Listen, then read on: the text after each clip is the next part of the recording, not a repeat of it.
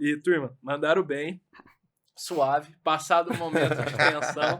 Eu queria muito falar com vocês, cara, que outro ponto que ficou super em evidência dos diferenciais da Cidadania for You foi o fascínio que vocês têm com o cliente, de fazer essa experiência que foi tão negativa para vocês quando vocês fizeram o processo de vocês de cidadania, se tornar boa, agradável, fácil e simplificado. Como que vocês se mantiveram próximos dos clientes para colher feedbacks e personalizar o produto, a solução, a experiência deles e cada vez mais gerar valor? Vocês têm uma metodologia, uma abordagem, alguma dica para dar para quem está construindo produtos inovadores como vocês? Boa. Quer começar? Temos diversas técnicas, né, que a gente utiliza. Isso fica mais com o time do Rafa em relação ao contato com o cliente em si. Perfeito. Mas eu acho que antes de passar para como a gente fala com o cliente, a gente tem algumas metodologias para o nosso cliente interno, para os nossos colaboradores. A gente sempre acreditou que pessoas felizes produzem sonhos. E a gente não está lidando com um processo, está lidando com um sonho, está lidando com uma família que tem uma grande expectativa de realização daquilo. Seja por uma questão profissional, quer morar fora, quer viver fora, quer fazer alguma coisa, seja por uma questão de reconexão com a família, com os antepassados, etc. Então, a gente começou desenvolvendo o nosso cliente interno. Então, a gente inclusive foi reconhecido com alguns prêmios, né? Great Place to Work. A gente ranqueou entre as 50 melhores empresas do Centro-Oeste. Foi a única empresa com menos de 10 anos de idade. Que da hora, enfim. A média das empresas é 30 anos de idade. Nós somos os nenéns. Tinha 5 anos ali, uns babies lá dentro. Enfim, a gente preparou muito isso e os nossos colaboradores hoje têm um índice de felicidade consideravelmente alto. Eu acho que isso, de maneira orgânica, contribui muito para que a gente esteja mais próximo dos nossos clientes. Obviamente que a gente fechando, sei lá, 2.000 clientes mês aí, praticamente, a gente não consegue ter essa proximidade com todo mundo. 2.000 clientes por mês?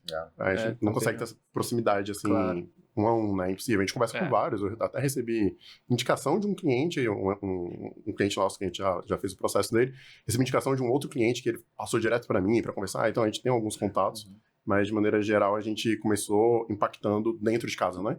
Sim. E aí, agora, a gente tem vários replicadores que usam algumas técnicas para replicar por fora. Só um ponto, dentro de casa, a gente roda uma pesquisa, né? Chama ENPS dentro, que é uma pesquisa interna para os colaboradores, para a gente ver, não só a NPS, mas vários outros indicadores. Boa. E o nosso time de GG nos apresenta, uma vez por mês, como é que está o nosso índice de satisfação interna. Isso é muito legal para a gente ter. Para o lado externo, além de a gente rodar campanhas, etc., a gente sabe que tem casos que fogem do nosso controle. Então, hoje, a gente não dá para falar que é 100% liso, todos os processos são 100% sem nenhuma... A gente queria que fosse tudo sem lombada, tudo uma estrada lisa, mas sabe que tem processos que dependem do operador, que às vezes o operador demora para fazer, passa uma informação meio vaga, o cliente não entende e tudo mais. Então, o que a gente faz em relação a isso? Além de a gente rodar as pesquisas com os clientes, toda vez que aparece algum problema, sei lá, o cliente está reclamando de alguma coisa, o nosso coordenador tem que nos apresentar, a gente chama de FCA, fato causação. Vou dar um exemplo.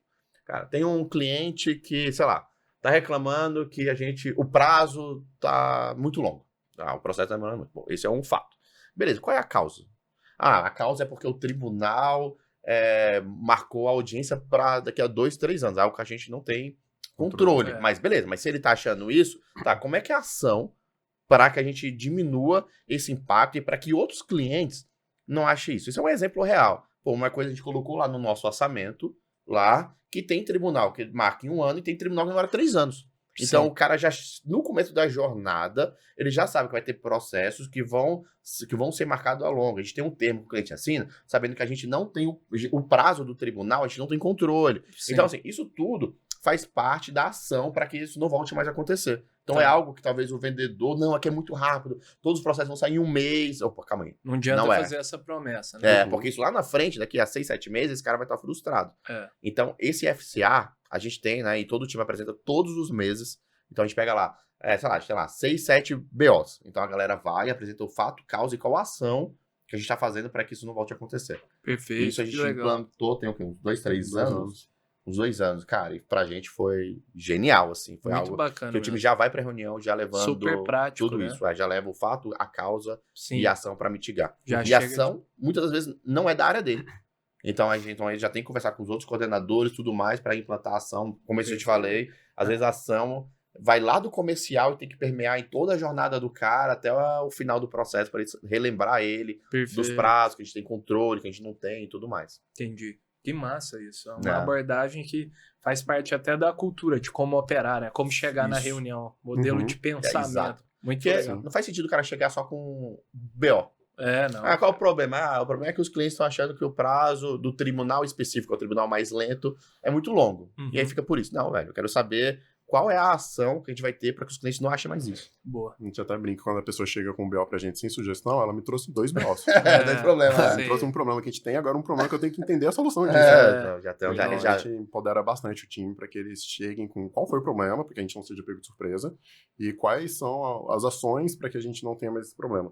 E em paralelo a isso, todas as vezes que algum cliente procura, tanto eu quanto o Rafa em redes sociais, é muito comum a gente receber em Instagram, em LinkedIn, tanto elogios quanto algumas críticas quanto ao atendimento, a gente mesmo lida com isso. Então, a gente passa pro time poder bater algumas coisas, para poder pegar alguns dados, mas a gente lida com a família para que a gente tenha essa proximidade. Já que eles chegaram até a gente vai lidar com eles. Que massa. Então, a gente tem isso que quem recebe o canal de comunicação, ele mantém esse canal até o final. É importante, legal, cara, porque ficar próximo do cliente, né? Acho que chega um momento que você, como o Rodrigo falou, tem 2.000 clientes, às vezes você não quer conversar com 2.000 clientes todos os meses. Mas você nem tá próximo, nem tá sabendo o que tá acontecendo ali na ponta, sabe? Acho que isso é crucial para qualquer negócio. Muito bom. A gente teve um cliente, um caso rápido só para fechar aqui, claro, que teve uma reclamação quanto ao atendimento, que eu tava achando que tava demorado, tava sem resposta, etc.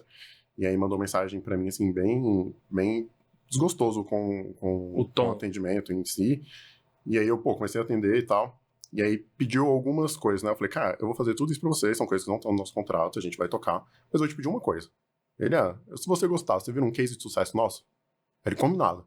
Ele gravou recentemente com a gente. É mesmo? Então, hoje é um cliente promotor da marca baseado em soluções que foram feitas. A gente fala que, cara, as empresas acertam, mas você sabe se uma empresa é boa quando... O que ela faz para resolver um erro? As empresas erram, faz parte errar. Agora, o que elas fazem para resolver esse erro? Elas acobertam? Elas jogam embaixo do pano? Ou elas realmente resolvem e te entregam uma experiência positiva?